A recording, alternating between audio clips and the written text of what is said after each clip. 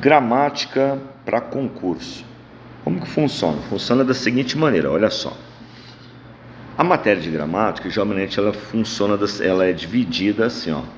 Parte de acentuação, parte de morfologia, também chamada de classes gramaticais, e a parte de análise sintática, que, digamos assim, é a parte que mais aparece no concurso. Legal. Se o seu concurso cai a parte de acentuação, qual é a ordem que você tem que estudar, né? Primeiramente, você vai falar, não é possível que eu tenha que estudar isso, né?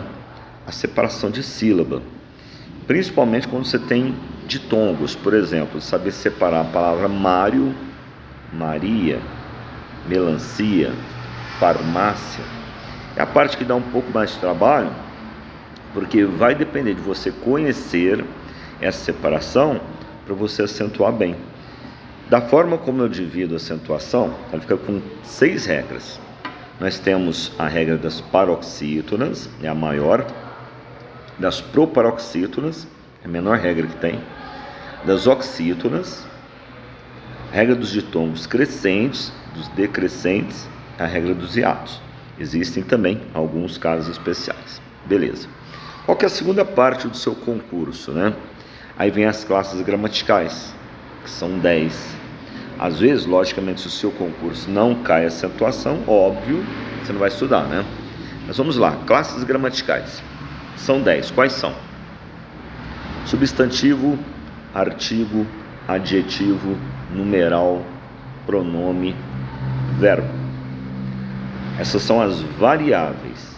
As invariáveis são advérbio, preposição, conjunção, interjeição, certo? Faltou uma aí? Não, tudo certo, né? Tinha colocado 6 dedos, agora mais 4. Beleza. Então, olha, morfologia ou classes gramaticais, ou classe de palavras, é a mesma coisa. Nós temos, logicamente tem outras matérias antes, mas em concurso, geralmente o que é cobrado é isso. Substantivo, artigo, adjetivo, numeral, pronome, verbo, advérbio, preposição, conjunção e interjeição. Tá legal? Muito bem. Depois dessa parte, vem a análise sintática.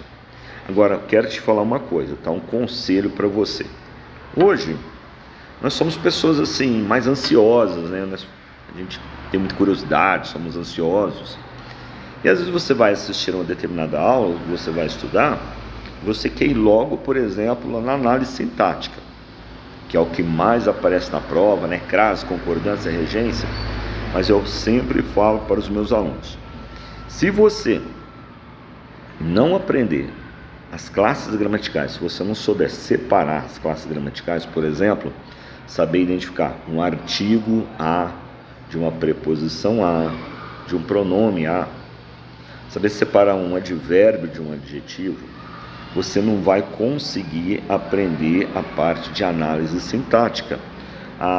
As classes gramaticais, elas são a base para você aprender análise sintática, certo? Então é isso.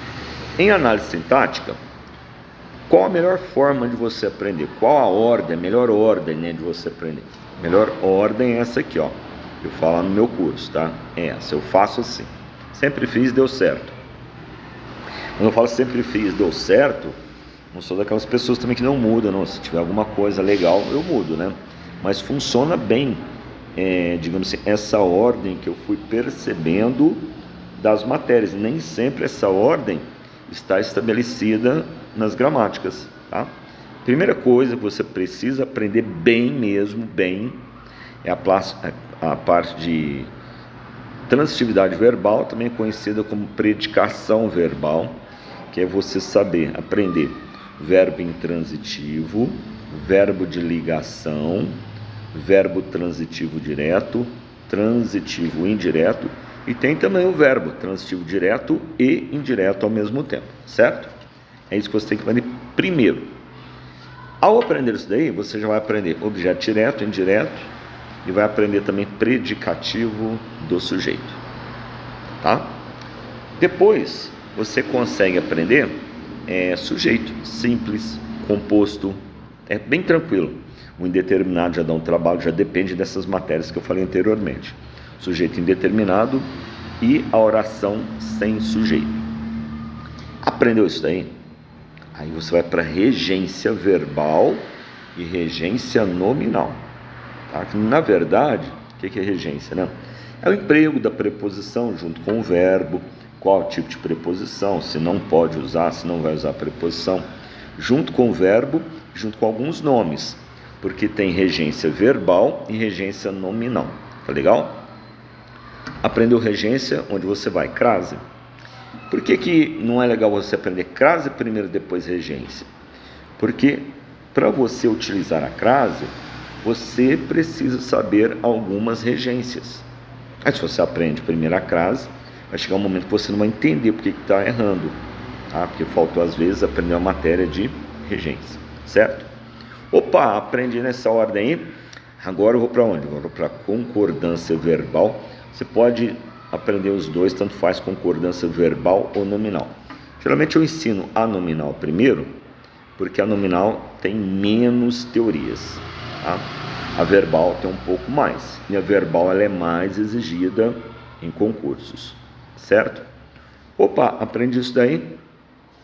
Colocação pronominal. Você vai colocar o pronome antes do verbo, no meio do verbo, tá? Após o verbo. Tem um nome técnico, nós chamamos de próclise, ênclise e mesóclise, tá?